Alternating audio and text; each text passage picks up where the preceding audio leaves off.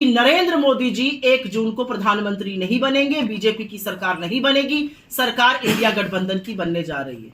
नरेंद्र मोदी जी के पैरों के तले से जमीन खिसक चुकी है। असलियत यह है कि संविधान के खिलाफ जो साजिश रची जा रही थी, आरक्षण के खिलाफ जो षड्यंत्र रचा जा रहा था, जो बेरोजगारों को, महिलाओं को, गरीबों को, किसानों को, श्रमिकों को वंचित करके जो 10 साल राजनीति करी गई, उसका अंत होना है और अब न्याय होगा। और न्याय जिस तरह की बात हमारे घटक दल कर रहे हैं, जिस तरह की बात कांग्रेस पार्टी कर रही है, 30 लाख सरकारी नौकरियों की, महिलाओं के खाते में डायरेक्ट पैसा जाने की, 1 लाख रुपए साल डिग्री और डिप्लोमा धारकों को 1 लाख की अप्रेंटिसशिप देने की बात, किसानों को कानूनी गारंटी की एमएसपी देने की बात, उनकी कर्जा माफी की बात, श्रमिकों में मनरेगा का मानदेय 400 रुपए कर देने की बात, गिनती करने की बात, कास्ट सेंसस करने की बात। हमारा एक अकेला विश्व में देश है जिसने कोविड के बाद इस देश में जनगणना नहीं हुई। इधर उधर की झूठी बातें, इधर उधर का राग लाप करके जनता मोदी जी से चंगा चुकी है। और मोदी जी भी जानते हैं कि तीसरे चरण के मतदान के बाद झोला उठाने का वक्त आ गया है।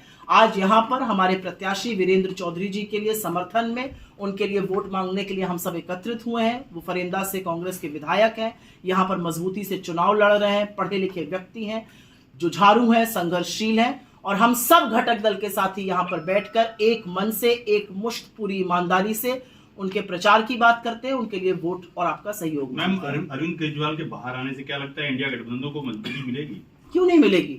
मुझे लगता है इंडिया गठबंधन को मजबूती मिलेगी। इस देश में जो संविधान में जो लोग आस्था रखते हैं उनको मजबूती मिलेगी। आप सोच सकते हैं कि लोकतंत्र में, भारत जैसे लोकतंत्र में 2-2 मुख्यमंत्रियों को जेल में डालकर चुनाव लड़ा जा रहा है। ये कौन से तरीके हैं? आप सोच सकते हैं कि चुनाव के जस्ट पहले सबसे प्रमुख विपक्षी दल के खाते सीज कर दिए जाते हैं। आप ये सोच सकते हैं कि मुख्य धारा के मीडिया को पूरी तरह से ब्लैकआउट कर देने के निर्देश दिए जाते हैं। ये अलग बात है कि मीडिया आपकी बात सुनने को तैयार नहीं, क्योंकि आवागमन की बेला है, तो मीडिया भी थोड़े अपने तेवर दिखा रहा है। नरेंद्र मोदी जी ने अडानी और अंबानी का इतना बड़ा नाम लिया, भ्रष्टाचार का इतना बड़ा आरोप लगाया, कहा बोरों में भर भर के, टेम्पो में लाद लाद कर काला धन बांट रहे हैं। लेकिन आप जैसा प्रबुद्ध वर्ग उनकी बात पे कुछ कर ही नहीं रहा है, टीवी डिबेट ही नहीं हो रहा है, ईडी सीबीआई उनकी बात नहीं सुन रहा है, क्योंकि अब आने जाने की बेला है। तो जाते हुए प्रधानमंत्री की बात अधिकतर सुनी नहीं। प्रधानमंत्री 400 पार की बात कर रहे हैं, वो कहते हैं सारे भ्रष्टाचारी एक मंच पे आ गए हैं। क्या प्रधानमंत्री 400 की बात कर नहीं रहे हैं, कर रहे थे।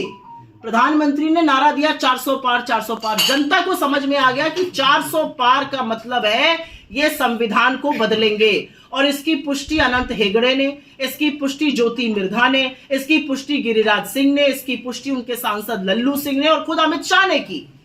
असलियत यह है कि जो षड्यंत्र रचा जा रहा था संविधान को बदलने का, वो जनता के सामने पर्दाफाश हो गया। और जनता को समझ में आ गया कि ये संविधान बदलेंगे, ये बाबा साहब ने जो हक दिया है, जो दलितों, वंचितों, शोषितों, आदिवासियों, पिछड़ों को आरक्षण का हक है, ये उसको समाप्त करेंगे। तो अब नरेंद्र मोदी जी अपने किसी भी मंच से 400 पार की बात नहीं करते हैं। अब आप जैसे प्रबुद्ध पत्रकारों के साथ बैठकर वो समझाते हैं कि 400 तो मेरे अभी ही हैं, वाईएसआरसीपी से, बीजेडी से, जिनके खिलाफ वो चुनाव लड़ रहे हैं। ये बहकी बहकी बातें नरेंद्र मोदी जी ऐसे ही नहीं कर रहे हैं। हार का बड़ा गहरा सदमा लगा है। महाराजगंज रेलवे का मुख्यालय क्या इस बार कांग्रेस का बड़ा मुद्दा रहेगा?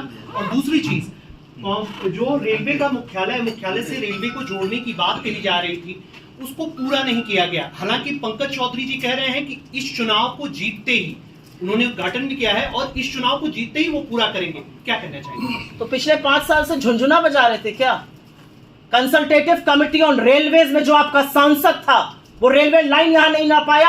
इससे ज्यादा नाकारा और निकम्मापन और दूसरा क्या होगा? और मुझे फक्र है कि मैं उस इंसान की बेटी हूं जिसने इसको पास कराया। Googly Anand Nagar railway line को बजट में डलवाया, अनाउंसमेंट हुआ, और उसके बाद जब वो चुनाव हार गए और दिवंगत हो गए, उसके बाद पंकज चौधरी रेलवे की कंसल्टेटिव कमेटी में रहते हुए उस रेलवे लाइन को नहीं लगवा पाए। 5 साल से सत्ता में आप हैं और आप कह रहे हैं मैं जब अगली बार आऊं। अब अगली बार तो खैर आप आ ही नहीं रहे हैं। तो 5 साल से झुंझुना बजा रहे थे क्या? ये मोदी जी ने एक आदत डाल दी अपने लोगों की कि अभी मैं कुछ नहीं करूंगा, जब अगली बार आऊंगा। आपको देख लिया, आपको परख लिया। अब जनता को एक जुझारू, कर्मठशील व्यक्ति मिल चुका है और जनता उनको जिताने जा रही है। आपके फर्जी दावों की, आपके फर्जी वादों पर अब जनता बरगलाने वाली नहीं है।